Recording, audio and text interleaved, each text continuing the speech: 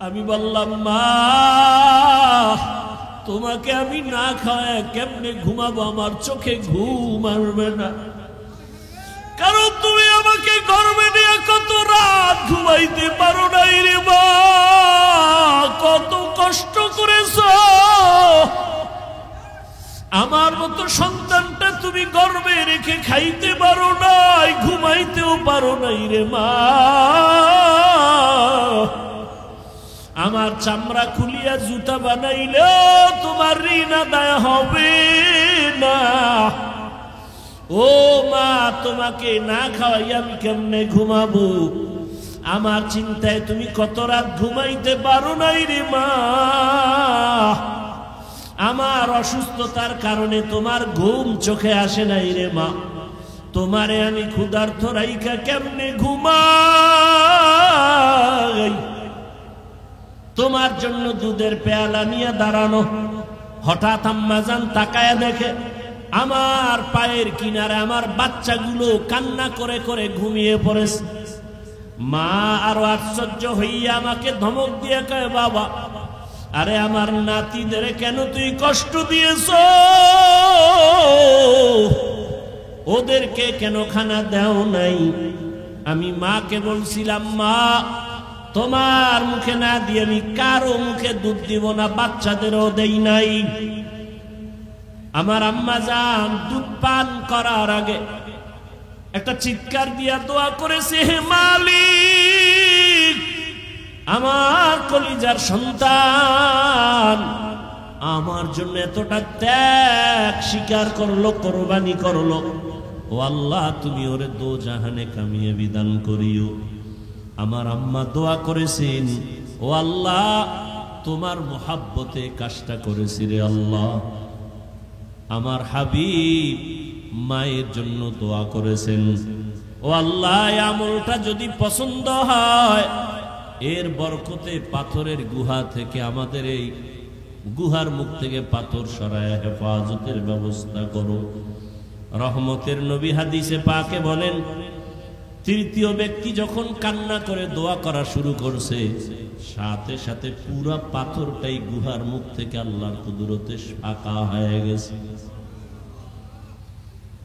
হরকে দারত খৌফে হকদার দিল মদম জন্নতুল মাওয়া দেহত ও রামাকাম। জীবনের ত্যাগ আর কোরবানি ছাড়া কেউ সফল হতে পারে নাই, কামিয়াব হতে পারে নাই। ও আমার যুবক পর্দার আড়ালের মা বোনেরা ও বৃদ্ধ বাবাজি, এই কোরবানির ইতিহাস, ত্যাগের ইতিহাস, কেমন বাবা সন্তানের জবাই করার জন্য রেডি, আর কেমন সন্তান বাবাকে বলে আমিও জবাই হওয়ার জন্য রেডি, তাড়াতাড়ি আমাকে জবাই করো, দেরি হলে আল্লাহ বুঝি আবার হুকুমটা নিয়ে যাবেন। কেমন ধৈর্য, ইব্রাহিম কাঁদে, ইসমাইলের চোখে পানি, হাজেরাও কান্না করে। ওদিকে মা হাজেরার কেমন ধৈর্য, শয়তান গিয়া কয় হাজেরা ইসমাইলের কই পাঠাইছো 13 বছরের পর? বলে বাবা দাওয়াতে যায়, বাদশার দাওয়াতে। কয় না না জবাই করতে নেই। বলে না বাবা হইয়া কখনো সন্তান কি জবাই করতে পারে? শয়তান বলে আসল কথা আল্লাহর হুকুম। হাজেরা বলে শয়তান দূর হ, আমার আল্লাহ যদি হুকুম করে একজন ইসমাইল না আরো ইসমাইল যদি থাকে সব আমি আল্লাহর পথে দিয়ে দিব। কেমন ধৈর্য ধারণকারিনী আম্মা জান ইসমাইল নবীর মা হাজেরা। এরে আম্মা জানেরা, আপনাদের অবদান যদি না থাকে একটা সংসার সুন্দর করা সম্ভব হয় না। একটা সমাজ আপনাদের কারণেই সুন্দর হয়, আপনাদের ধৈর্য আদর্শের কারণে একটা সন্তান ভালো আসে, সন্তানের ভালো আদর্শের কারণে সমাজ ভালো হয়ে যায়। অতএব কোরবানির ঘটনা থেকে ত্যাগের শিক্ষা, আল্লাহর মোহাব্বত, আদিকে আবার আল্লাহর জাহান্নামের আযাবের ভয়, ক্ষুধার তৃষ্ণা, আল্লাহ তাআলা পরীক্ষা নিবেন, ধৈর্যের মাধ্যমে পরীক্ষায় পাশ করতে হবে। কুমিল্লা লালমাই উপজেলাস্থ মাহমুদনগর মহিউসুন্নাহ মাদ্রাসা কর্তৃক আয়োজিত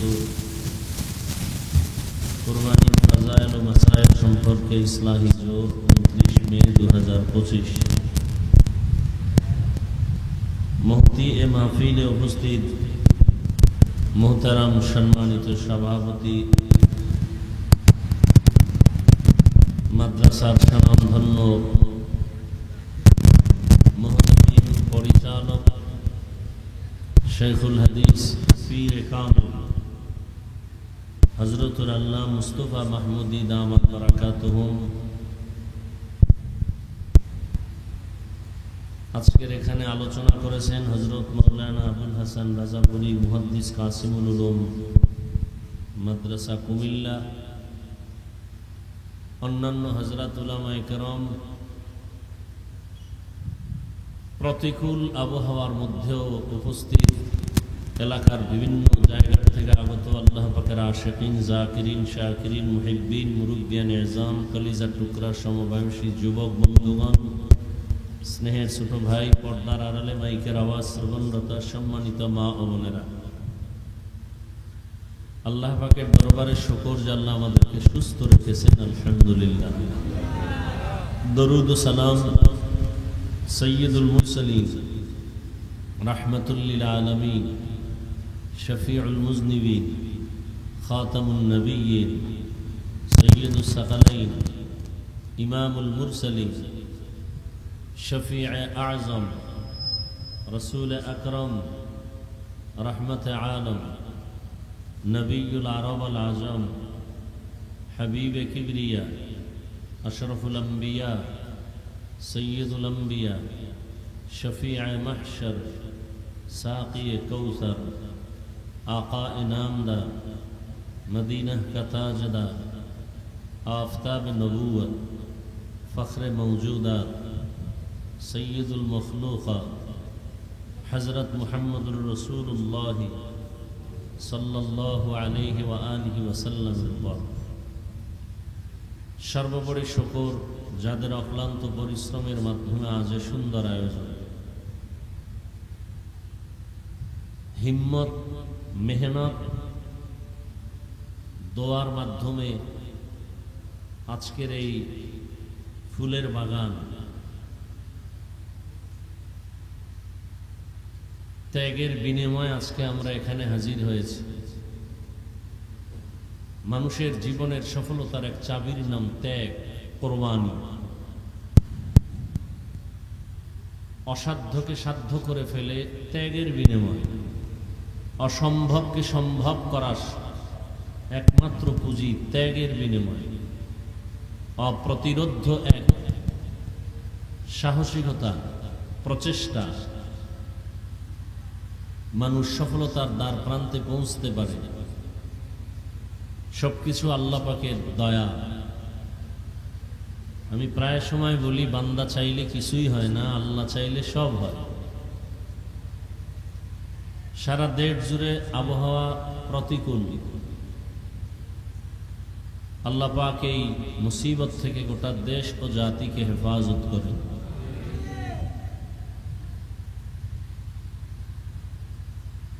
যে মাদ্রাসাকে কেন্দ্র করে আজকের আয়োজন,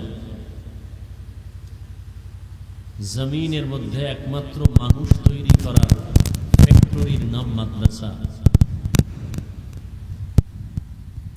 আমরা তো মায়ের গর্ভ থেকেই মানুষ হয়ে আসছি, মাদ্রাসা কিসের মানুষ তৈরি করে? মায়ের গর্ভ থেকে আসলেই সে জান্নাত পাওয়ার কোনো গ্যারান্টি নেই। আল্লাহ যে মানুষকে জান্নাত দিবেন, সে মানুষ তৈরি হওয়ার ফ্যাক্টরি মাদ্রাসা।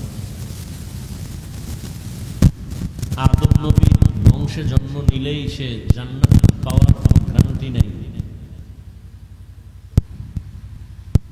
আল্লাহর আদালতে একমাত্র মুক্তি পাবে ওই সমস্ত মানুষ,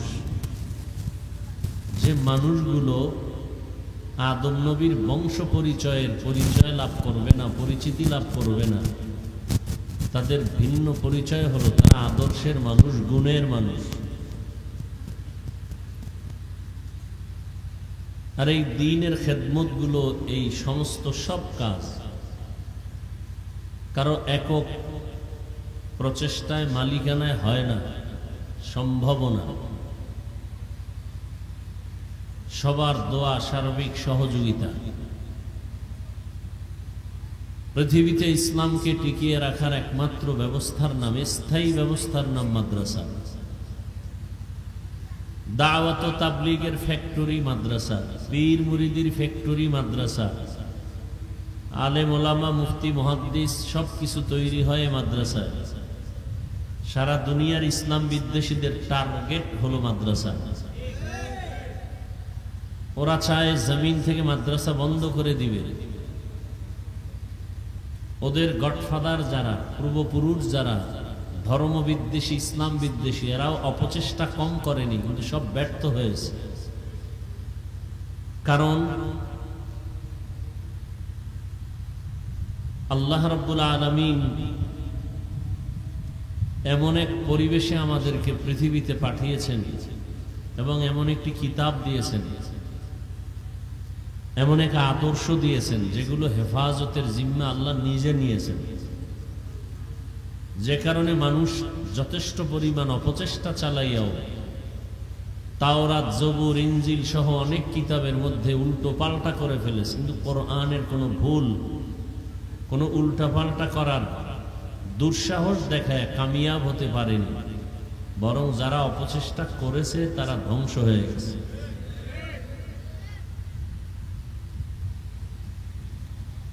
কারণ এর হেফাজতের জিম্মা আল্লাহ নিয়েছেন।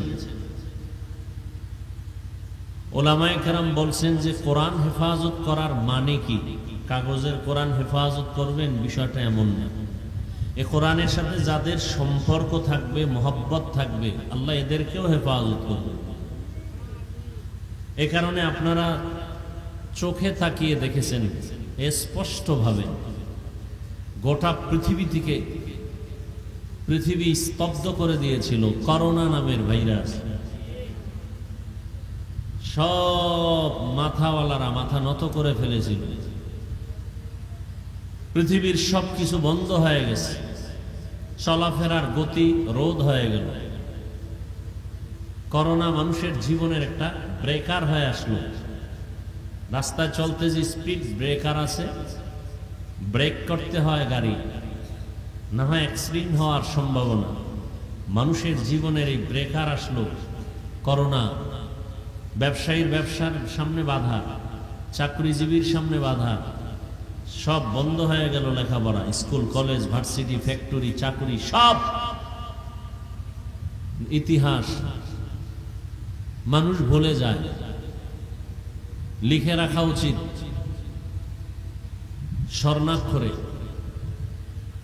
যেই কঠিন মুসিবতের সময়ও আল্লাহর কোরআনের এই মার্কাজ মাদ্রাসাগুলো বন্ধ হয়নি। করোনায় যারা পতিত হলো, বাবার করোনা, ছেলে কাছে যায় না, মরার ভয়, মাস্ক পরে অপেক্ষায় আছে, নিজেকে বাঁচার জন্য দরওয়াজা জানালা বন্ধ করে আছে। বাবা মরে গেল, লাশটাও দেখলো না, জানাজায়ও গেল না। এমন কুলাঙ্গার সন্তান আমরা দেখেছি। সেই সময় মাস্ক বাদ দিয়া স্রেফ আল্লাহর উপরে ভরসা করে আমাদের দেশের টুপিওয়ালা উলামায়ে কেরাম মাঠে ময়দানে করোনার লাশগুলো কাঁধে নিলেন, গোসল করালেন, কাফন পড়ালেন, জানাজা পড়ালেন, কবরে রাখলেন। একজন টুপিওয়ালাও করোনায় মরে নাই। তো আল্লাহ হেফাজত করেন। দুনিয়াওয়ালারা মনে করে টাকা আমাকে বাঁচায় রাখবে, ক্ষমতা আমাকে সেফটি দিবে, কত সিকিউরিটি গার্ড, বডি গার্ড। কিন্তু যাদের কাছে কোরআন আছে এদের কোনো আলাদা সিকিউরিটি গার্ড নেই। টাকাওয়ালা, বাড়িওয়ালা, গাড়িওয়ালা সব চোখের আড়াল হয়ে আছে। কোরআনওয়ালারা সবার সামনে আছে, সবার সর্বশ্রেষ্ঠ সম্মানে আছে। এ সম্মান কে দিছেন? মানুষও সম্মান কিনে, টাকা দিয়ে সম্মান কিনে। মানুষের টাকার কেনা সম্মানের ফলাফল কি? প্রথমে ফুলের মালা, ফাইনাল তার জুতার মালা। মানুষ টাকা দিয়ে যে সম্মান কিনে, আর আপনারাও বেচেন সম্মান, বেচেন না? ভোটের আগের রাত্রে টাকা খাইয়া ভোট বেচেন না? আপনার টাকার কারণে ভোট বিক্রি করলেন, এবার ভোট পাইয়া অযোগ্য সুদখোর ঘুষখোর বেনামাজি এরা চেয়ারে বসে। সম্মানের চেয়ার, মূলত চেয়ারটা সম্মানের, কিন্তু বসছে যে অযোগ্য ব্যক্তি, যোগ্য না। সুযোগ কি? এ সম্মান কিনছে, আপনারা বিক্রি করেছেন। ফলাফল কি? প্রথমে ফুলের মালা, এক পর্যায়ে তার শেষে জুতার মালা। আর যারা কোরআনওয়ালা, এদের কোনো সম্মান কিনা বেচা নাই। আল্লাহ পাক এদেরকে এই পরিমাণ সম্মান দেন যে এরা দুনিয়ায়ও বাদশাহ, আখিরাতেও বাদশাহ।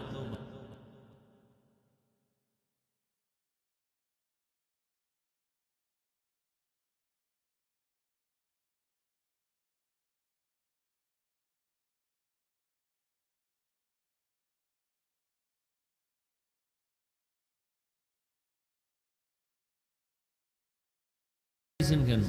আমরাও পাগল। তাহলে দুনিয়ার সবাই পাগল, খালি আমগো পাগল কোন কেন? জমিনের একটা মানুষও পাগল ছাড়া নেই। কেউ টাকার পাগল, কেউ ক্ষমতার পাগল, কেউ নারীর পাগল, কেউ মন্ত্রী ঘুরে, ডিসি ঘুরে, এসপি ঘুরে দোয়ার জন্য। এর থেকে আর দুনিয়াতে কি চাওয়ার আছে বলেন? মানুষ যারা দুনিয়া দুনিয়া করে, এরা দুইটা জিনিস চায়। কয় জিনিস? দুই জিনিস চায়। এক চায় শান্তি, আর এক চায় সম্মান। কিন্তু আল্লাহি, আল্লাহর কসম, যারা আখেরাত বাদ দিয়া দুনিয়া চায় দুই জিনিস পাওয়ার জন্য, সম্মান আর শান্তি, আল্লাহর জাতের কসম, এই দুনিয়াওয়ালারা শান্তিতেও নাই, সম্মানেও নেই।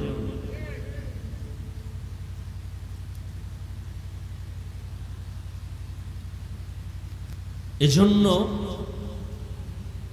আর আমরা যারা আখেরাত আখেরাত করে চলতেছি, টুপি পরছি, আখেরাতের চিন্তা, দাড়ি রেখেছি, রসুলের মোহাব্বত, নামাজ পড়ি, পর্দা করি, হালাল খাই, জাতির জন্য পাগলের মতো দৌড়াদৌড়ি করি, মেহনত করি, সব ওলামায়ে কেরাম, তাবলীগওয়ালারা, পীর মাশায়েখরা, দিন নাই রাত নাই, খানা নাই ঘুম নাই, উম্মত নিয়ে ফিকির। নিজের ঘর, নিজের স্ত্রী, নিজের সন্তান নিয়ে আলেমরা ফিকির করে না, উম্মত নিয়ে যেই ফিকির করে। ওলামায়ে কেরাম এজন্য এই জাতিকে যা দিয়েছে নিঃস্বার্থভাবে, কেউ পৃথিবীতে দেয়নি, সব স্বার্থপর। ওলামায়ে কেরাম এই জাতিকে যা দিয়েছে আর কেউ দেয়নি। করোনার ঘটনা শুনাইলাম, একটা একটা যদি বলি, নিঃস্বার্থভাবে। আপনারা আমাদের টুপি দেখে গালি দেন, কত বাজে কথা বলেন, আমরা গালির বিনিময়ে সালাম দেই। এত মেহনত করি, বাড়িঘর বাদ দিয়া, পরিবার বাদ দিয়া, বিনিময়ে আপনারা দেন গালি, আমরা দেই দোয়া। বদদোয়াও করি না।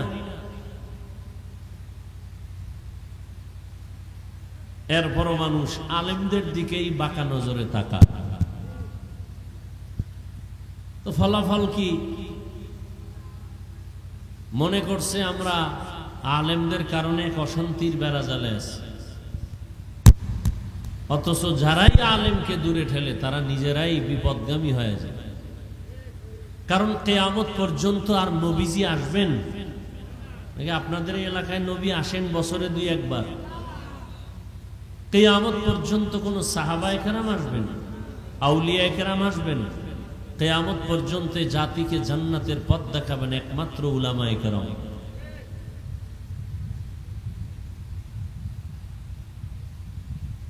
আর এই ওলামায়ে কেরামের এই মজলিসগুলো এতটা দামি যে টাকার মায়া নাই, খানার চিন্তা নাই, বৃষ্টির মধ্যে আপনারা এখানে বসে আসছেন, কষ্ট করে আসছেন, শুধু দ্বীনের মহব্বত, আর কিছুই না। আল্লাহ কষ্টকে নাজাত ও হেদায়েতের ওসিলা বানায়। বড় ফিতনার জামানা চলছে, বিশেষ করে ইসলাম ধর্ম নিয়ে প্রচন্ড ফিতনা। আল্লাহ নিয়ে ফিতনা। আল্লাহ কই? কেউ কয় সব জায়গায় আল্লাহ আছে, কেউ বলে না আল্লাহ আরশে আজিমে চেয়ারে বয়ে রয়েছে, জমিনে নাই। ফিতনা। নামাজ পড়বেন ফিতনা, বুকে হাত বাঁধবো না নাবির নিচে। এই ফিতনাগুলো তো আমরা দুনিয়াতে এসে দেখছিলাম না। সামনে কোরবানি দিবেন, সেখানে ফিতনা। আকিকার ভাগ দেওয়া যাবে কি যাবে না, এ নিয়ে ফিতনা। মানুষ মরে যায়, জানাজার পেছনে দাঁড়াবেন, ফিতনা সেখানে ঢুকায় দিছে কি সূরা ফাতিহা পড়তে হবে। নামাজে দাঁড়াবেন, জোরে আমিন আস্তে আমিন নিয়ে ফিতনা। এখানে অনেক সচেতন মানুষ আছেন, আধা মিনিটে আমাকে জবাব দিবেন। যারা মক্কা মদিনায় গেছেন, কথায় কথায় মক্কা মদিনার দোহাই দেন। মক্কা মদিনায় হজের সময় সারা দুনিয়ার মানুষ এখানে আছেন, বিভিন্ন কোয়ালিটির মানুষ। কেউ নামাজে হাত বুকে বাঁধে, কেউ নাবির নিচে, কেউ সাইরে দিয়ে খাড়ায় থাকে, কেউ ঘুমাইছে মসজিদের মধ্যে, কামত হয়ে গেছে, দাঁড়াইছে নামাজে, অজু টজু লাগে না, দিল পরিষ্কার। কেউ আবার নামাজের ভেতর ইমাম সাহেবের তেলাওয়াত চলতেছে, সে মোবাইল বের করে কথা বইলে আবার পকেটে রাখছে, নামাজ যায় নাই। আবার কাউকে দেখলাম সেজদায় যাওয়ার আগে একটা কাঠের টুকরা পকেট থেকে বের করে কপালের নিচে দিয়ে সেজদা দিতেছে। এই যে এত কোয়ালিটির মানুষ মক্কা মদিনায় বছরে আসে, আপনারা খবর টবরে শুনছেন যে এরা পরস্পরে মারপিট কইরা দুই একটা মরে গেছে, বলেন না কেন ভাই? তো এত লাইনের মানুষ মক্কা মদিনায়, ফিতনা নাই। বাংলাদেশে ফিতনা কেন? কার বদনজর লাগছে বলেন তো? আমি 5 কল্লি টুপি মাথায় দিয়েছি, আমি তো অন্য টুপিওয়ালাকে গালি দেই না, আপনি কেন আমার টুপি দেখলে সহ্য করতে পারেন না? আমরা কওমি মাদ্রাসার তাজা সন্তান, কই আলিয়ার বিরুদ্ধে তো বলি নাই, স্কুল কলেজের বিরুদ্ধে বলি না। আপনারা কেন কওমি নিয়ে এত সমালোচনা করেন? কি সমস্যাটা কোথায়? আমরা নাভির নিচে হাত বেঁধে নামাজ পড়ি, যারা বুকে হাত বাঁধে কই আমরা তো হিংসা করি না, গালি দেই না, দেখলে সালাম দেই। আপনি কেন বাঁকা নজরে তাকান? আল্লাহ সব ভাইকে হেদায়েত দান করুন। ফিতনা বড় কঠিন। আগে ফিতনা ছিল মসজিদের বাইরে, এখন ফিতনা মসজিদের ভেতরে। এই ফিতনা থেকে বাঁচার জন্য একা একা সম্ভব না, মুরব্বি দরকার। কারণ আমরা মুরব্বি মানিয়াও সঠিক পথে ঠিক থাকতে পারি না, আর যারা মুরব্বি মানেন না তাদের উপায় কি? অনেকে বলে আমার অলিয়া উলিয়া মানি না, কোনো ব্যক্তি মানি না, কোরআন হাদিস মানি। 100% এরা গোমরা, এরা বাতিল। আল্লাহ পাক রব্বুল আলামিন আমাদের সবাইকে রাসূলের আদর্শে জীবন যাপন করার তৌফিক দান করেন।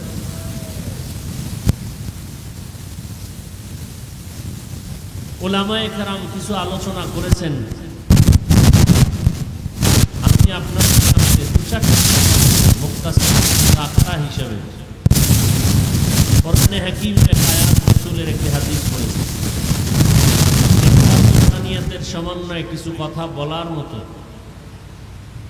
সহি নিয়তে সহি তরিকায় সহি কিছু কথা আপনাদেরকে শুনবার মতো দয়াময় আল্লাহ তৌফিক দান করুন।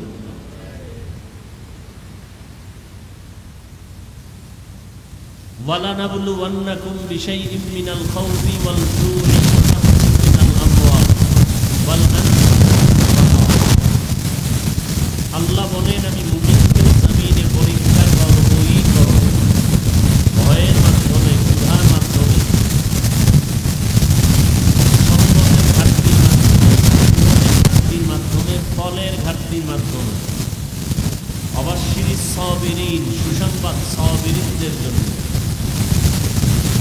নবীজি বলেন মাইয়ুরিদিল্লাহু বিহি খাইরান ইউসিব মিন, আল্লাহ যাকে বেশি মহব্বত করেন, কল্যাণ চান, তাকে আল্লাহ মুসিবত দিয়ে পরীক্ষা দিবেন।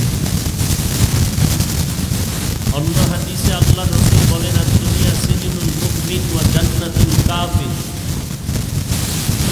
দুনিয়াটা মুমিনদের জন্য জেলখানার মতো, বেঈমানদের জন্য বালাখানার মতো। জেলখানা মানি মুসিবত, বালাখানা মানি শান্তি। তো দুনিয়াটা মুসিবত মুমিনের জন্য, শান্তি বেঈমানের জন্য।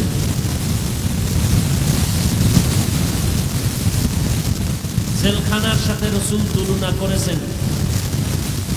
জেলখানায় মানুষ যেতে চায় না, ঠেকায়, কষ্টে পড়ে বাধ্য হয়ে যেতে হয়। যারা আল্লাহর প্রিয় মুমিন, এরা দুনিয়ায় থাকতে চাবে না, আখিরাতে মালিকের দরবারে যাওয়ার জন্য অপেক্ষায় থাকবে। এজন্য রাসূল অন্য হাদিসে বলেন কুন ফিদ দুনিয়া কাআন্নাকা গরীবুন আও আবিরু সাবিল, তুমি দুনিয়াতে গরীব এবং মুসাফিরের হালাতে জীবন যাপন করো। যখন ডাক আসবে তুমি চলে যেতে যেন কোনো পেরেশানি তোমাকে পোহাতে না হয়। জেলখানায় ঢুকলে মানুষ স্বাধীনভাবে চলতে পারে না, খেতেও পারে না। দুনিয়া নামক জায়গায় যে মুমিনরা থাকবেন, জেলখানার মতোই তাদের জীবন, অর্থাৎ চাইলেই খেতে পারবে না, মনে চাইলেই যেখানে সেখানে যেতে পারবে না। খাওয়ার আগে চিন্তা করবে খানাটা হালাল না হারাম, যাওয়ার আগে চিন্তা করবে কোথায় যাচ্ছি, কদমটা যে দিতেছি ওই দিকে যাওয়াটা আমার জন্য ভালো না খারাপ। তো দুনিয়াটা মুসিবতের জায়গা। আর আল্লাহ রাসূল বলেন আল্লাহ যাকে বেশি মুহাব্বত করেন, ভালোবাসেন, তাকে মুসিবত দিয়েই পরীক্ষা নিবেন। কিভাবে মুসিবত দিয়ে পরীক্ষা নিবেন? আয়াতে আল্লাহ 5টা জিনিসের কথা উল্লেখ করেছেন। 5 জিনিসের দ্বারা আল্লাহ মুমিনকে পরীক্ষা নিবেন, কোনো বেঈমানকে না। কেন? মুমিনের পরীক্ষা হবে, বেঈমানের হবে না কেন? মুমিন জান্নাত পাবে, কোনো বেঈমান জান্নাত পাবে না। আর জান্নাত পেতে হলে পরীক্ষা দিতে হবে, পুরস্কার পেতে হলে পরীক্ষা দিতে হবে। আর পরীক্ষা তাদের জন্য যারা স্কুল, কলেজ, ভার্সিটি, মাদ্রাসার ছাত্র। যারা ছাত্র না ওদের পরীক্ষা নেই। ঠিক যারা ঈমানের কালেমা পড়ে আল্লাহর রাস্তায় ঢুকে পড়ল, তারা ইসলামের ছাত্র, মুমিন, এদের জন্যই পরীক্ষা, এদের জন্যই পুরস্কার, জান্নাত। 5টা জিনিসের দ্বারা আল্লাহ পরীক্ষা করবেন। আর এই পরীক্ষায় পাশ করার জন্য আল্লাহর পক্ষ থেকে একটা পুঁজি প্রয়োজন, যে পুঁজিটা না থাকলে ওয়াল্লাহি তার পরীক্ষায় পাশ করা যাবে না। ওই পুঁজির নাম ধৈর্য। আল্লাহ বলেছেন ওয়াবাশশিরিস সাবিরিন, ধৈর্য ধারণকারীদের জন্যই সুসংবাদ। এই ধৈর্য আবার 3 প্রকার। ধৈর্য মুসিবতের বেলায় ধৈর্য, গুনাহের ক্ষেত্রে ধৈর্য, ইবাদতের বেলায় ধৈর্য।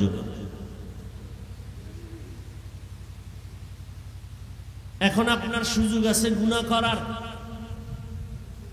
আপনি আল্লাহর আযাবের ভয়ে ধৈর্য ধারণ করলেন, আমি এই গুনাহ করব না, আপনার জন্য সুসংবাদ। মুসিবত আসছে, এখন আপনার খানা দানা নাই, আছে হারাম জিনিস, খাইলে খাইতে পারেন জীবন বাঁচানোর জন্য, চলার মতো রাস্তা নাই, কেউ আপনাকে টাকা ধারও দেয় না। বড়লোক আছে এলাকায়, যদি বলেন আমাকে 5,000 টাকা দেন, ধার, কোরবানি আসতেছে, বাচ্চাদের নিয়ে কি করব, আমি আবার আপনাকে 20 দিন পরে দিয়ে দিব। বাংলাদেশের বড়লোক অধিকাংশ গ্রাম অঞ্চলে যারা থাকে, এরা 5,000 টাকা দিবে না, আছে, দেয় না, বলে নাই নাই। ওই লোকটাকেই যদি কানে কানে বলেন এই সুদে দিবিনি, 1 লাখ দিব, 1 লাখ আসো। এরকম কুলাঙ্গারের বাচ্চায় সমাজে আছে না নাই? এরা সবগুলো কুলাঙ্গার, এরা সমাজের কীট। এদের উপরে আল্লাহর লানত, ফেরেশতাদের লানত। এরা আল্লাহর দুশমনের মধ্যে নিকৃষ্ট দুশমন। এদের মতো দুশমন আল্লাহর দুশমন, এরা ফেরেশতাদের দুশমন, এরা মানুষের দুশমন, এরা সমাজের দুশমন, এরা দেশের দুশমন। এই সুদের সাথে যারা জড়িত, ঘুষের সাথে যারা জড়িত, এরা আল্লাহর বড় বড় দুশমনের মধ্যে চূড়ান্ত দুশমন।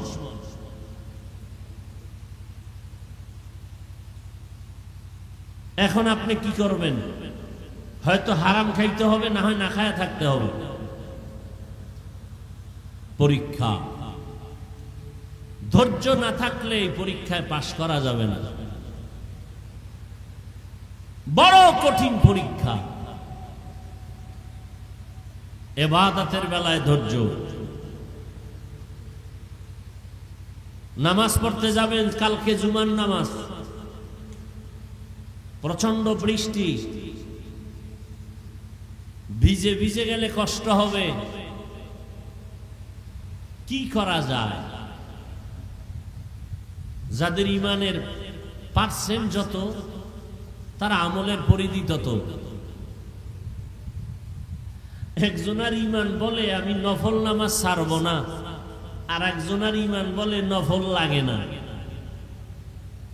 ইমানের পার্সেন্ট কম বেশি আছে না নাই? বড় কঠিন কথা কিন্তু। একজনে বলে আমার নফল লাগে না, আর এক ইমানওয়ালা বলে আমার নফল পড়তেই হবে।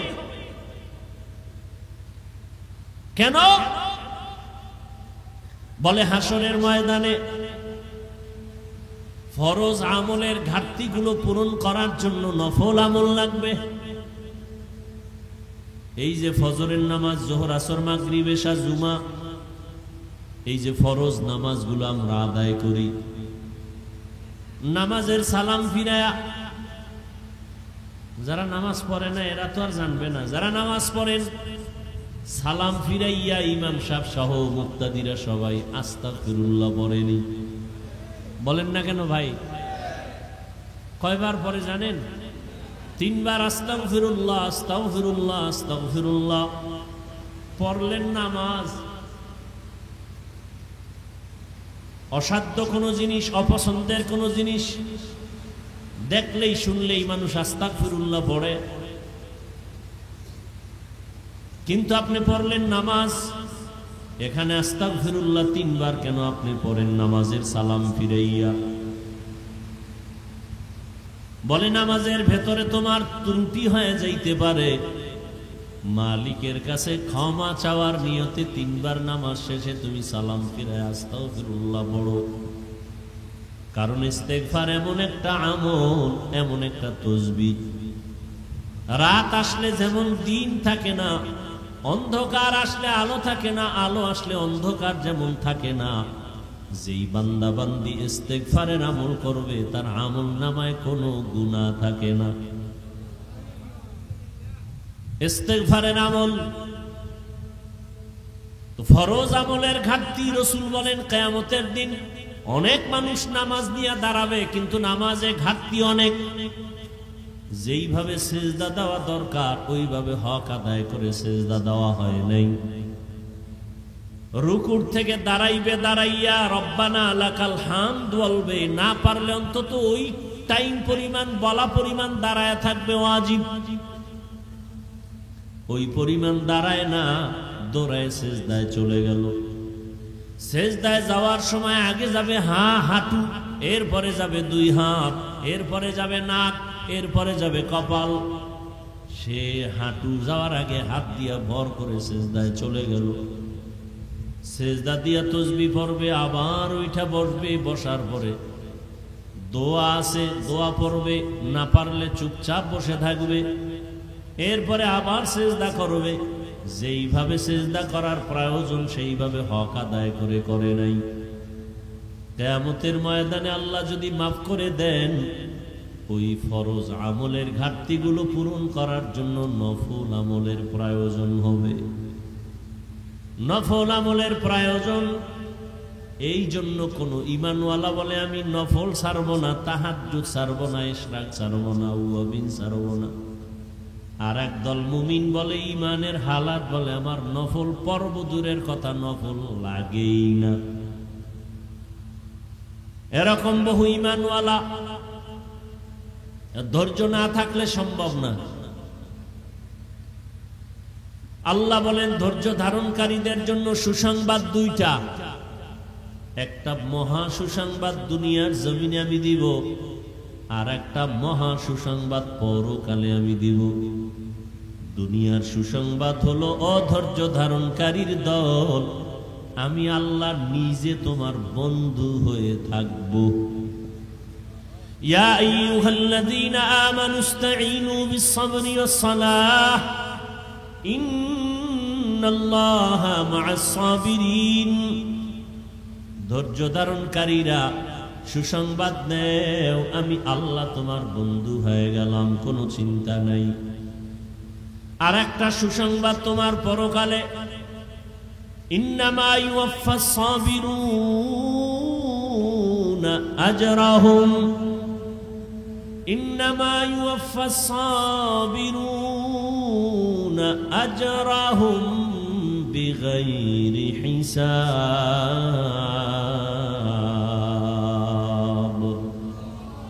কিয়ামতের ময়দানে ধৈর্য ধারণকারীদের সুসংবাদ আমি বিনা হিসাবে জান্নাত দিয়া দিব।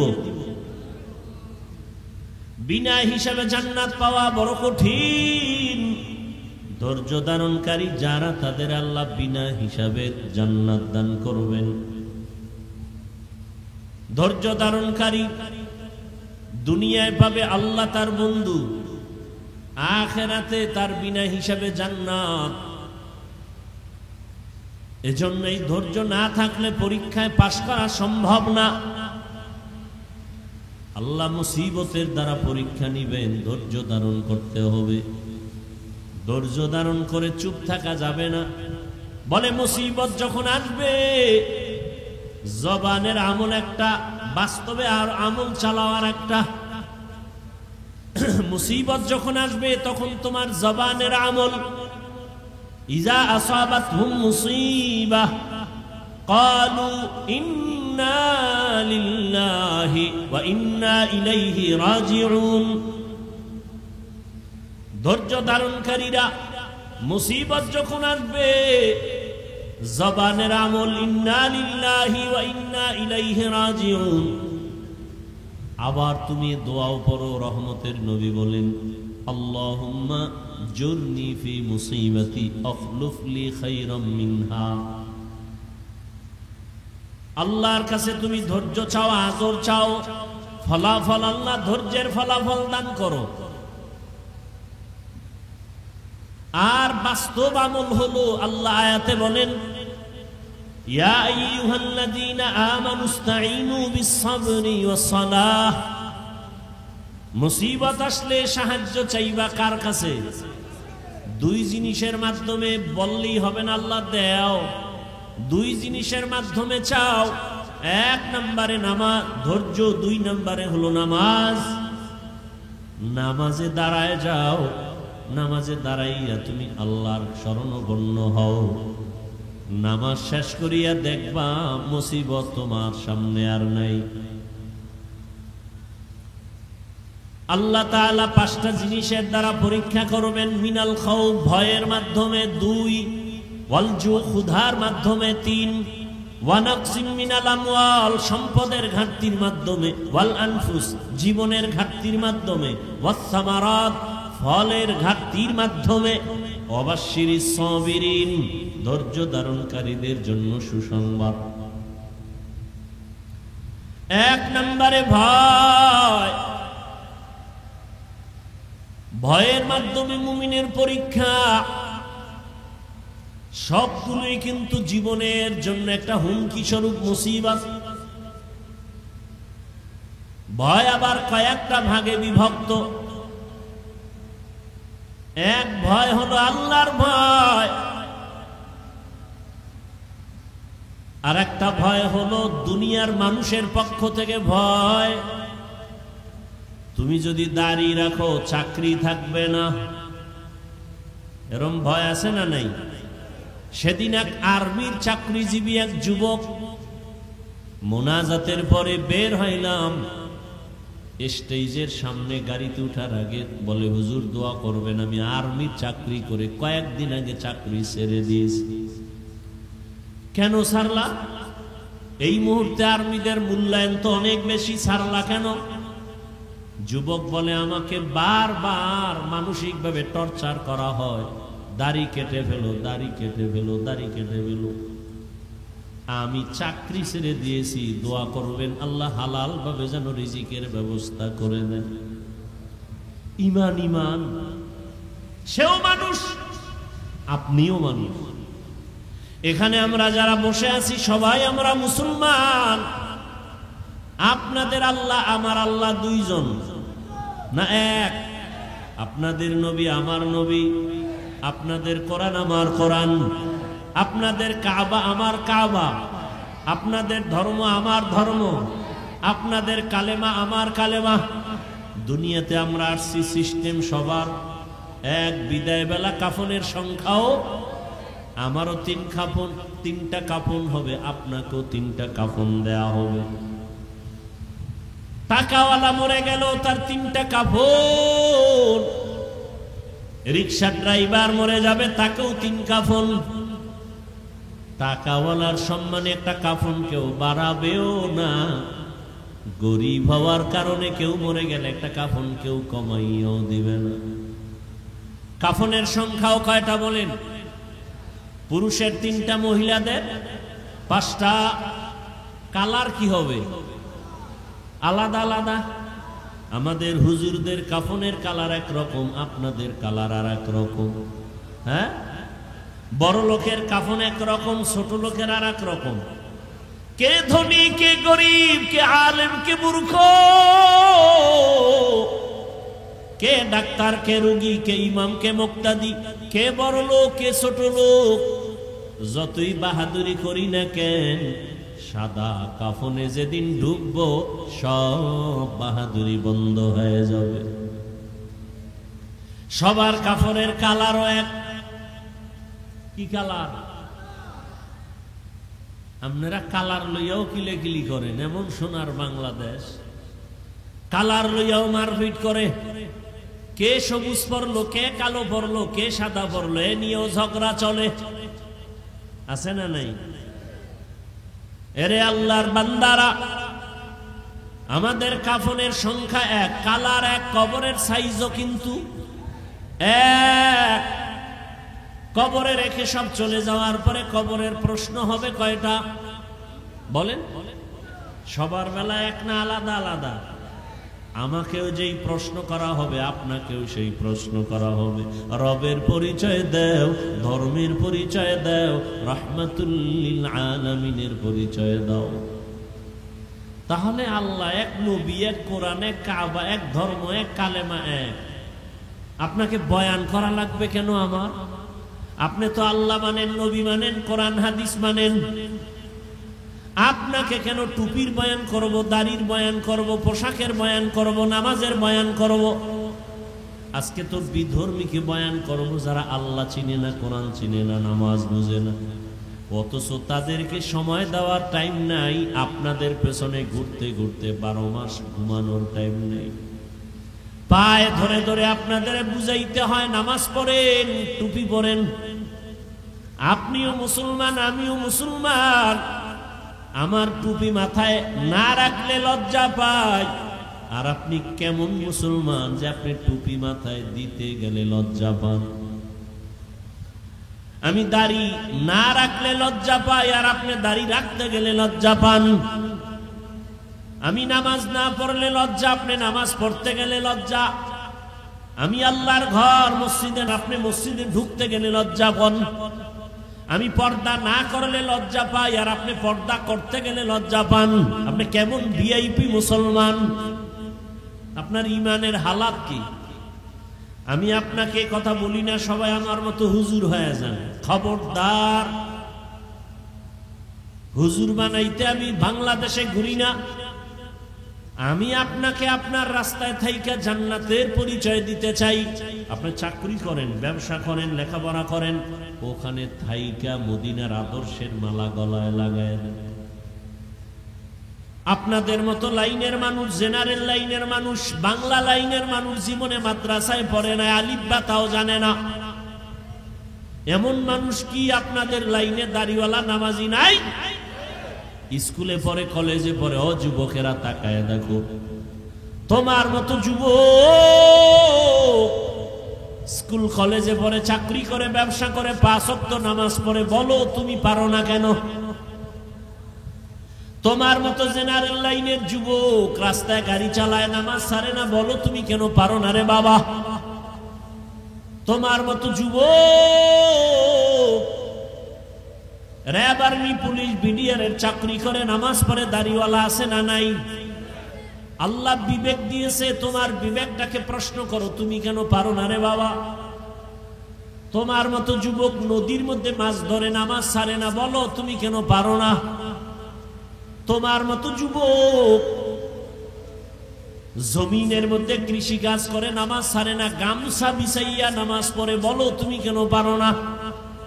তোমার কপাল বুঝি পুড়ে গেছে, কার না জানি বরদোয়া তোমার কপালে লাগছে। তোমার মনটাকে বুঝাও যে তোমার মতো যুবক স্কুল কলেজে পড়ে, নামাজ পড়ে, তুমি আমি পারবো না কেন? কই আমরা আল্লাহর পথে থাইকা তো সম্মান কমে নাই, না খাইয়েও কেউ মরে যাই নাই। এরে আল্লাহর বান্দারা, এই যে মাঝে মাঝে আপনাদের থেকে সহযোগিতা চাওয়া হয়, কিছু দান সদকা করেন, না করলেও পারি, চাই কেন? ওই আপনারা আবার রাস্তাঘাটে বলেন হুজুর গো দাঁড়িয়ে যাবো না, নিজে নিজে চালায়, আমগো শরীকদার বানায় না, দান সদকা নেয় না, চায় না। আর ইসলাম বলে, নবী বলে, কোরআন বলে, তুমি যদি দান করো, আমি হাফিজুর রহমান মাদ্রাসায় লেখাপড়া করে, ওয়াজ মাহফিলের স্টেজে বয়ান করে যেই সওয়াব পাবো, তুমি দান করিয়া ওই সম পরিমাণ সওয়াব পেয়ে যাবে। আমি হাফিজুর রহমান আলেম হইয়া বয়ান করিয়া আল্লাহর থেকে যতটা পুরস্কার পাবো, আমি হাফিজুর রহমানকে আলেম বানানোর পেছনে যারা সহযোগিতা করেছে, আল্লাহর কাছ থেকে তারাও সমপরিমাণ পুরস্কার পেয়ে যাবে। আল্লাহ বলবে, হাফিজুর রহমান তোরে আমি জান্নাত দিলাম, তোকে বানাইতে গিয়া যারা একটা টাকা দিছে, কিতাব কিনা দিছে, আমি আল্লাহ তাদেরকেও জান্নাত দিয়া দিলাম। আতিনা ফি দারে দুনিয়া না হাসান, আতিনা ফি দারে উকবা না হাসান, ইয়া গিয়াসাল মুস্তাগীসিন ইহদিনা লিফতিখারা বিল উলুমে ওয়াল গিনা। হর গড়ি দে নেকো তু तैयार है, जो न मांगे उससे तू बेजार है। 5টা জিনিসের মাধ্যমে আল্লাহ মুমিনের পরীক্ষা নিবেন। 1 নম্বরে আল্লাহর পক্ষ থেকে ভয়। 4 মাযহাবের 4 ইমামের এক ইমাম, ইমাম শাফিঈ রাহমাতুল্লাহ আলাইহি বলেন, এখানে ভয় দ্বারা উদ্দেশ্য হলো আল্লাহর পক্ষ থেকে ভয়, আল্লাহর পক্ষ থেকে জাহান্নামের আযাবের ভয়, আল্লাহর আযাবের ভয়। গুনাহ করলে জাহান্নাম, ওই ভয়ে তুমি বান্দা আল্লাহর মহব্বতের রশিটাকে মজবুত করে ধরে সামনে আগাও। আল্লাহর ভয় আর একটা দুনিয়ার মানুষের পক্ষ থেকে ভয়। পর্দা করলে তোমার আত্মীয় স্বজন বেজার। এখন তুমি আত্মীয় স্বজনের মন খুশি রাখবা নাকি আল্লাহর মন খুশি রাখবা, এটাই তোমার পরীক্ষা। আল্লাহকে খুশি রাখতে গেলে আত্মীয় বেজার হবে, আত্মীয় খুশি করতে গেলে আল্লাহ বেজার হয়ে যাবে। দাড়ি রাখলে আত্মীয়রা বেজার, আমার আল্লাহ খুশি। দাড়ি কাটলে আত্মীয় খুশি, আল্লাহ বেজার। এখন তোমার পরীক্ষা চলতেছে, তুমি কাকে খুশি রাখবা। ফলাফলের বেলায় দেখা যাবে কে কোন জায়গায় তুমি উপস্থিত হতে পারো। আল্লাহ তাআলা বলেন এই ভয়ের মাধ্যমে পরীক্ষা পাশ করার জন্য লাগবে ধৈর্য। ইয়া আইয়ুহাল্লাযীনা আমানুসবিরু ওয়া সাবিরু ওয়া রাবিতু ওয়াত্তাকুল্লাহা লাআল্লাকুম তুফলিহুন। ধৈর্যের বড় দাম। আল্লাহ তাআলা বলেন সব মানুষ জাহান্নামে যাবে, চার গুণওয়ালারা জান্নাতে যাবে। ওয়াল আসরি ইন্নাল ইনসানা লাফি খুসর ইল্লাল্লাযীনা আমানু ওয়া আমিলুস সালিহাত ওয়া তাওয়াসাউ বিল হক ওয়া তাওয়াসাউ বিস সাবর। ধৈর্য বড় দামি এক গুণের নাম। চার গুণওয়ালারা জান্নাতে যাবে। ওয়াল আসরি সূরা আল্লাহ বলেন সব মানুষ জাহান্নামে যাবে, চার গুণওয়ালারা জান্নাতে যাবে। এর মধ্যে চতুর্থ গুণ হলো ধৈর্য ধারণ করনেওয়ালারা। ধৈর্য বড় দামি এক সম্পদ। আল্লাহ তাআলা ধৈর্যের বড় সম্মানের বয়ান করেছেন। আজকে আমাদের মধ্যে ধৈর্য নাই, যে কারণে আমরা অনেক ক্ষেত্রে সামনে আগাইতে গিয়ে অনেক পেছনে পড়ে যাই। ধৈর্যের পরীক্ষা দিলেন, একটু আগে বয়ান করলেন কোরবানির বয়ান। ইতিহাসের পৃষ্ঠায় ধৈর্যের পরীক্ষা দিলেন আমার রহমতের নবী। ধৈর্যের পরীক্ষা দিলেন আইয়ুব নবী, ধৈর্যের পরীক্ষা দিলেন ইসমাঈল নবী, ধৈর্যের পরীক্ষা দিলেন ইসমাঈল নবীর মা হাজেরা, ধৈর্যের পরীক্ষা দিলেন বেঈমান ফেরাউনের স্ত্রী আসিয়া। সারা রাত শুধু ধৈর্যের বয়ান চলতে থাকবে, শেষ হবে না। মায়ার নবী কেমন ধৈর্যের পরীক্ষা দিলেন। দুনিয়াতে আসার আগে বাবা হারাইলেন, দুনিয়াতে এসে একবার আব্বা বলে ডাক দিতেও পারলেন না। চেহারা দেখবে দূরের কথা। কেমন ধৈর্যের পরীক্ষা। 6 বছরে দুঃখিনী মাকেও হারায় ফেললেন আমার নবী। আবার এমন এক পরিবেশে আসছেন চতুর্দিকে শুধু দুশ্মন।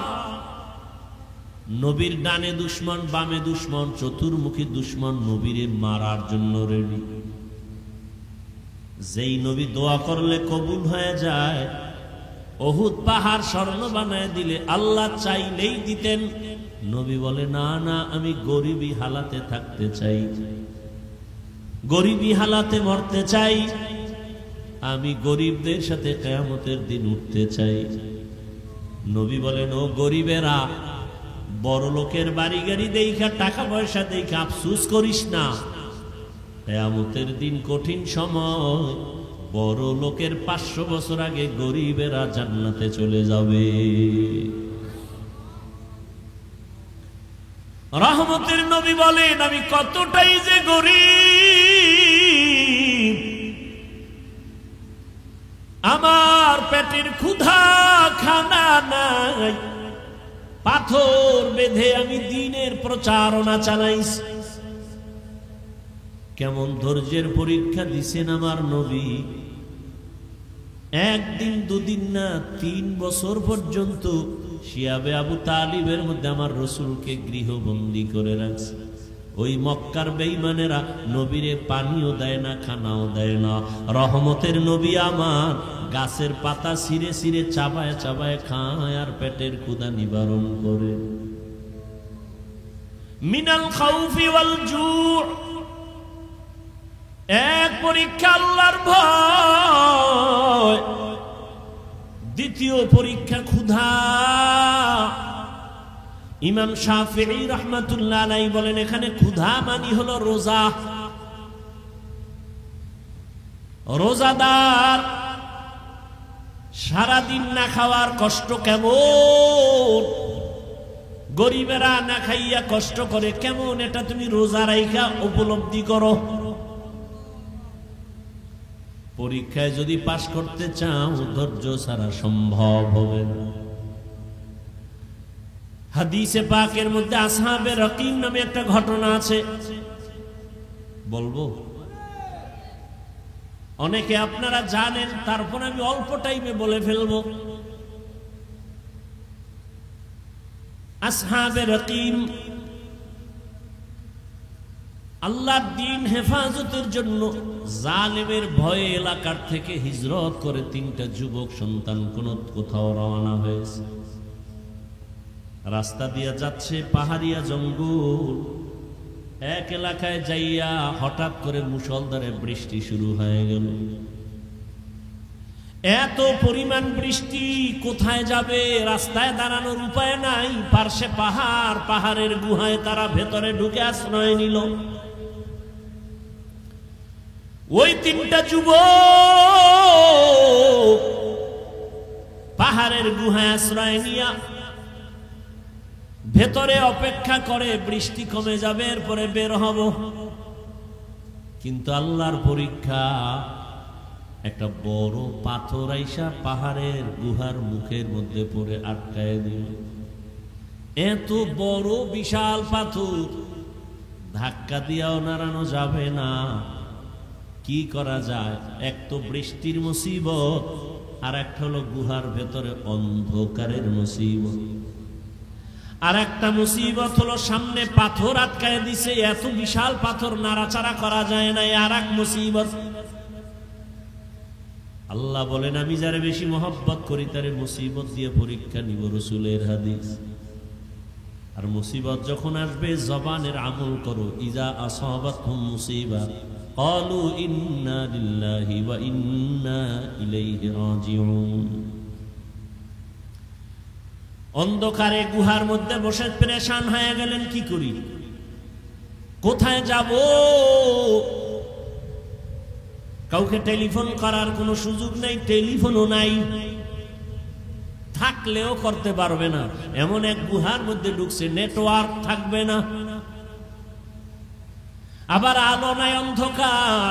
বাহিরের আলো যাও আসবে, কিন্তু পাথর এসে আটকায় দিল। আবার বাহিরে প্রচন্ড মুষলধারে বৃষ্টি চলে। এক পর্যায়ে তারা নিরুপায় হইয়া পরামর্শ শুরু করলো, কি করা যায়, কি করা যায়। একজনে বলে, আমার আপনার তো 3 জনে হিসাব করে দেখো, জীবনে কোনো ভালো কাজ করছো কিনা বল। একজনে কে, হ্যাঁ আমার একটা ভালো কাজ জীবনে করছি, সবই আকাম করছি, তবে একটা ভালো কাজ আমার মনে হয় করেছি। বলে, ভালো কাজের ওসিলা দিয়া মালিকের সামনে সিজদায় পড়ে চোখের পানি ছেড়ে কান্না কর। আমার মালিকের যদি ডাক দাও, আল্লাহ পাক রাস্তা খুলে দিবেন। আম্মা ইউজিবুল মুযতাররা ইযা দাআহ। বান্দা যখন মুসিবতে পড়ে আমার মালিকের ডাক দেয়, আল্লাহর কোরআন বলে আল্লাহ তার মুসিবত থেকে তাকে পবিত্রতা অর্জন করার রাস্তা খুলে দেন। 3টা যুবক পরামর্শের মাধ্যমে সিদ্ধান্ত এক হয়ে গেল, হ্যাঁ, যার যার জীবনের ভালো কাজ যদি থাকে ওই কাজের ওসিলা দিয়ে মালিকের ডাকো আর কান্না করো। প্রথম জন বলে, আমার এক ভালো কাজ আছে। দ্বিতীয় বলে, আমারও জীবনের একটা ভালো কাজ আছে। আর একজন বলে, আমারও ভালো কাজ আছে। এক যুবক চোখের পানি ছেড়ে কান্না করে আর ভালো কাজের ওসিলা দিছে। কি তোমার ভালো কাজ? বলে, আমার ভালো কাজ হলো, হ্যাঁ, আমি এক সময় টাকার মালিক হইয়া আমার বাড়ি কর্মচারীরা কাজ করত। কর্মচারী কাজ করার ক্ষেত্রে এক কর্মচারী আধা বেলা কাজ করলো, আমি তাকে বেতন দিলাম কম। লোকটা মনে কষ্টে টাকা না নিয়ে চলে গেল, রাগ করে চলে গেল। ওই টাকাগুলো আমার কাছে রেখে গেল। আমি আমানতের সাথে টাকাগুলো দিয়ে আমি বকরি কিনে কিনে কিনে কিনে একের পরে এক বকরি বড় হয়, বিশাল এক পাল হয়ে গেল। ওর ওই মজুরির টাকা আমি খেয়ানত করি নাই, আমি ওই টাকা দিয়া বাড়ায়া বাড়ায়া বিশাল এক বকরির পাল হয়ে গেল। কোন একদিন ওই কর্মচারী এসে বলে, আমার টাকা দাও। আমি চাইলে ওর ওই অতটুকু টাকাই দিতে পারতাম, কিন্তু না, মালিকের দরবারে কাঁদেন আর বলেন, হে মালিক, তোমার জাহান্নামের আযাবের ভয় অন্তরে জমা করিয়া ওই কর্মচারীর পুরা টাকার অর্জন করা যত বকরি সব আমি দিয়া দিলাম, আর বললাম এগুলো তোর টাকার নিয়ে যা। কর্মচারী বলে, আমার এগুলো কই পাবো, আমার অল্প টাকা দাও। বলে না, আমি বাড়ায় বাড়ায় বাড়ায় বাড়ায় বকরির পাল করেছি, এগুলোর মালিক আমি না, তুই এগুলোর মালিক, সব নিয়ে যা। ও আল্লাহ, আমি চাইলে তো বকরি রেখে দিতে পারতাম, রাখি নাই, তোমার মহব্বতে খেয়ানত করি নাই। আল্লাহ, তোমার মহব্বতে আমলটা করেছি, যদি তোমার কাছে ভালো লাগে, এর বরকতে মুসিবতের সময় গুহার মুখের থেকে পাথরটা তুমি সরায়া দাও। হাদিস শরীফে আল্লাহর রাসূল বলেন, আল্লাহর কাছে কান্না করে দোয়া করা মাত্র সাথে সাথে পাথরের আল্লাহর কুদরতি জিম্মায় 3 ভাগের 1 ভাগ পাথর এমনি এমনি ফাঁকা হয়ে গেল। কয় ভাগ? 3 অংশের 1 অংশ ফাঁকা হয়ে গেল। অটো কার কুদরত? আল্লাহর কুদরত। আল্লাহ তো সাহায্য করবেন, তবে আল্লাহর কাছে চাইতে হবে, তাও আবার উল্টা পাল্টা নিয়মে চাইলে হবে না। কান্না, নামাজ, ধৈর্য। দ্বিতীয় যুবক আল্লাহর দরবারে কান্না শুরু করলো, হে মালিক, আমার জীবনে একটা ভালো কাজ আমি করেছি। কি? আমি একদিন আমার বয়সের যৌবনকালে আমি আমার চাচার বাড়ি বেড়াইতে গেছিলাম। আমার চাচার বাড়ি এক জরুরতে যাইয়া আমি দেখি বাড়ির মধ্যে আমার চাচাও নাই, আমার চাচিও নাই, তারা অন্য জরুরতে কোথাও গেলেন। আমার ঘরের মধ্যে, চাচার ঘরে উপযুক্ত এক যুবতী আমার চাচাতো বোনকে আমি পেয়ে গেলাম। আমার যৌবনার নফসের ধোকায় পড়ে আমি আমার চাচার ঘরে চাচাতো বোনটাকে পাইয়া আমি আমার যৌবনের তাড়নায় আমার বোনের উপরে আক্রমণাত্মক দৃষ্টি দিলাম। লোভানক দৃষ্টি দিয়া যখন আমি বোনটাকে মাটির মধ্যে ফেলে দিলাম, আমি এক পর্যায়ে বোনের, চাচাতো বোনের বুকের উপরে উঠে পড়ছি। এমন সময় আমি দেখি আমার চাচাতো বোন মাটির মধ্যে চিত হয়ে শুয়ে চোখের পানি ছেড়ে কান্না করতেছে। আমি জিজ্ঞাসা করলাম, বোন, তোমাকে আমি আঘাত করি নাই, আমি তোমার বুকের উপরে বসছি, তুমি কান্না করো কেন? চাচাতো বোন বিনয় হয়ে বলে, ও আমার চাচাতো ভাই, এখানে আমার মা নাই, বাবা নাই, আমার আল্লাহ আমাকে দেখতেছেন। আমার এই জীবনের বয়সে কোনোদিন কেউ আমার শরীর টাচ করে নাই। তুমি আমাকে শরীয়ত অনুযায়ী ইসলামের আইনে বিবাহ তো করতে পারো, বিবাহ করে নাও, কিন্তু কলঙ্কের দাগ বসাইও না রে ভাই। আমার জীবনে কোনো কলঙ্কের দাগ বসে নেই।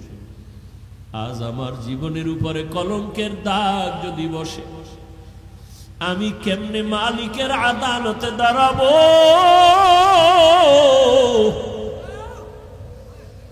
তুমি আমারে দয়া করে মাফ করে দাও। আমার আব্বাকে বলে প্রয়োজনে বিবাহের ব্যবস্থা করব, তারপরেও তুমি আমার কলঙ্কের দাগ দিও না রে ভাই। যুবক আল্লাহর কাছে কান্না করে বলেন, হে মালিক, ওই চাচাতো বোনের কান্না দেখাও আমার অন্তর নরম। আমি আমার বোনের কান্না দেখে দ্রুত আমি বোনের থেকে আলাদা হয়ে বললাম, বোন, আমারে মাফ করে দাও, আমি তোমার উপরে আর অপরাধ করব না। ও আল্লাহ, তোমার জন্যই আমি আমলটা করেছি, চাইলে তো আমি জোর করে অন্যায় করতে পারতাম। তুমি এর বরকতে আমাকে পরিত্রাণ দাও, গুহার মুখ থেকে আমাদের বাঁচাও। কান্না করে দোয়া করা মাত্র পাথরের 3-এর 2 অংশ ফাঁকা হয়ে গেল আল্লাহর কুদরতে। তৃতীয় যুবক আল্লাহর দরবারে কান্না করেন, হে মালিক, আমার জীবনের একটা ভালো কাজ মনে হয় আমার মনে বলে ভালো কাজ করেছে। আমি এক বাবার গরিব সন্তান, আমি বাহিরে গিয়া কাজ না করলে আমার চুলায় আগুন জ্বলে না, খানাও হয় না, আমার বাচ্চা আছে ছোট ছোট, আমার ঘরে আমার বৃদ্ধ বাবা বিছানায় পড়ে আছে, আমার বৃদ্ধা মাও ঘরে আছে। আমার জীবনের অভ্যাস ছিল আমি কাজ করে, তখন আমার প্রধান খাদ্য ছিল আমাদের গাভীর দুধ। আমি কাজ করে প্রতিদিন বাড়িতে আসার সময় গাভীর দুধ নিয়ে আসতাম। সারাদিন আমার বাচ্চারা ক্ষুধার্ত, খানা পায় না। আমি এসে প্রথমে মায়ের মুখে দুধ দিয়া, বাবার মুখে দিয়া, তারপরে বাচ্চাদের দিতাম। আমি আমার কলিজা দিয়া মাকে বাবাকে মোহাব্বত করেছি। আমার মা বাবাকে আগে দুধ পান করাইয়া তারপরে বাচ্চাদের দিতাম। একদিন কাজ থেকে আসতে আমার বাড়িতে রাত হয়ে গেল। রাতের গভীরে বাড়িতে আসার পর হঠাৎ তাকায় দেখি মা দেরি দেখে ঘুমায় পড়ছে, আব্বাও ঘুমায়, বাচ্চারাও ঘুমন্ত ক্ষুধা। আমি তো নিয়ত আমার পাকা, আমার মা বাবাকে দুধ না দিয়া বাচ্চাদের দুধ দিব না, আমার ওয়াদা। আমি দুধের পেয়ালা নিয়ে ভাবতেছি কি করব, বাচ্চারাও ক্ষুধার্ত, কান্নার আওয়াজ। ওদিকে আমার মা ক্ষুধার্ত কিন্তু ঘুমে। এখন ঘুম থেকে ডাক দিলেও মা কষ্ট পাবে, কাঁচা ঘুম। ওই যুবক বলে, তখন আমি মায়ের আদব আর দোয়া পাওয়ার জন্য আমি দুধের পেয়ালা নিয়ে মায়ের মাথার কিনারায় দাঁড়ায় আছি। আম্মা জান যখন সজাগ হবেন তখন আমি প্রথমে দুধ দিব, গাভীর দুধ পান করবে, তারপরে বাচ্চাদের দিব। আমি দুধের পেয়ালা নিয়ে দাঁড়ানো, মা ঘুমায়, বাবাও ঘুমায়, আমার বাচ্চাগুলো ক্ষুধার যন্ত্রণায় কান্না করে। এক পর্যায়ে বাচ্চাগুলো আমার পায়ের কাছে আইসা কান্না করে আর বলে, বাবা খানা দাও। আমি মাকে না দিয়া বাচ্চাদের দিব না, আমার ওয়াদ আমি দেই না। এক পর্যায়ে তাকায় দেখি ক্ষুধার তৃষ্ণা আমার বাচ্চাগুলো কান্না করে করে মাটির মধ্যে পড়ে ঘুমায় গেছে। রাতের গভীরে আমার আম্মা সজাগ হইয়া তাকায় দেখে আমি সন্তান দুধের পেয়ালা নিয়ে মায়ের কিনারায় দাঁড়ানো। মা তাকায় বলে, বাবা তুমি কি ঘুমাও নাই? আমি বললাম, মা তোমাকে আমি না খাওয়ায় কেমনে ঘুমাবো, আমার চোখে ঘুম আসবে না, কারণ তুমি আমাকে গর্বে নিয়ে কত রাত ঘুমাইতে পারো নাই রে মা, কত কষ্ট করেছ। আমার মতো সন্তানটা তুমি গর্বে রেখে খাইতে পারো নাই, ঘুমাইতেও পারো নাই রে মা। আমার চামড়া খুলিয়া জুতা বানাইলেও তোমার ঋণ আদায় হবে না। ও মা তোমাকে না খাওয়াই আমি কেমনে ঘুমাবো? আমার চিন্তায় তুমি কত রাত ঘুমাইতে পারো নাই রে মা। আমার অসুস্থতার কারণে তোমার ঘুম চোখে আসে নাই রে মা। তোমারে আমি ক্ষুধার্ত রাইখা কেমনে ঘুমাই? তোমার জন্য দুধের পেয়ালা নিয়ে দাঁড়ানো। হঠাৎ আম্মা জান তাকায় দেখে আমার পায়ের কিনারে আমার বাচ্চাগুলো কান্না করে করে ঘুমিয়ে পড়েছে। মা আরো আশ্চর্য হইয়া আমাকে ধমক দিয়ে কয়, বাবা আরে আমার নাতিদের কেন তুই কষ্ট দিয়েছ? ওদেরকে কেন খানা দেও নাই? আমি মাকে বলছিলাম, মা তোমার মুখে না দিয়ে আমি কারো মুখে দুধ দিব না, বাচ্চাদেরও দেই নাই। আমার আম্মা জান দুধ পান করার আগে একটা চিৎকার দিয়া দোয়া করেছে, হে মালিক, আমার কলিজার সন্তান আমার জন্য এতটা ত্যাগ স্বীকার করলো, কোরবানি করলো। ও আল্লাহ তুমি ওরে দো জাহানে কামিয়ে বিধান করিও। আমার আম্মা দোয়া করেছেন, ও আল্লাহ তোমার মোহাব্বতে কাজটা করেছি রে আল্লাহ। আমার হাবিব মায়ের জন্য দোয়া করেছেন, ও আল্লাহ আমলটা যদি পছন্দ হয় এর বরকতে পাথরের গুহা থেকে আমাদের এই গুহার মুখ থেকে পাথর সরায় হেফাজতের ব্যবস্থা করো। রহমতের নবী হাদিসে পাকে বলেন, তৃতীয় ব্যক্তি যখন কান্না করে দোয়া করা শুরু করছে, সাথে সাথে পুরা পাথরটাই গুহার মুখ থেকে আল্লাহর কুদরতে ফাঁকা হয়ে গেছে। हर के दारत खौफे हकदार दिल मदम जन्नतुल मअवा देहत ओ रामकाम। জীবনের ত্যাগ আর কোরবানি ছাড়া কেউ সফল হতে পারে নাই, কামিয়াব হতে পারে নাই। ও আমার যুবক, পর্দার আড়ালের মা বোনেরা, ও বৃদ্ধ বাবাজি, এই কোরবানির ইতিহাস, ত্যাগের ইতিহাস, কেমন বাবা সন্তানের জবাই করার জন্য রেডি, আর কেমন সন্তান বাবাকে বলে আমিও জবাই হওয়ার জন্য রেডি, তাড়াতাড়ি আমাকে জবাই করো, দেরি হলে আল্লাহ বুঝি আবার হুকুমটা নিয়ে যাবেন। কেমন ধৈর্য! ইব্রাহিম কাঁদে, ইসমাইলের চোখে পানি, হাজেরাও কান্না করে। ওদিকে মা হাজেরার কেমন ধৈর্য! শয়তান গিয়া কয়, হাজেরা ইসমাইলের কই পাঠাইছো 13 বছরের পর? বলে বাবা দাওয়াতে যায়, বাদশার দাওয়াতে। কয় না না, জবাই করতে নেই। বলে না, বাবা হইয়া কখনো সন্তান কি জবাই করতে পারে? শয়তান বলে আসল কথা আল্লাহর হুকুম। হাজেরা বলে শয়তান দূর হ, আমার আল্লাহ যদি হুকুম করে একজন ইসমাইল না আরো ইসমাইল যদি থাকে সব আমি আল্লাহর পথে দিয়ে দিব। কেমন ধৈর্য ধারণকারিনী আম্মা জান ইসমাইল নবীর মা হাজেরা।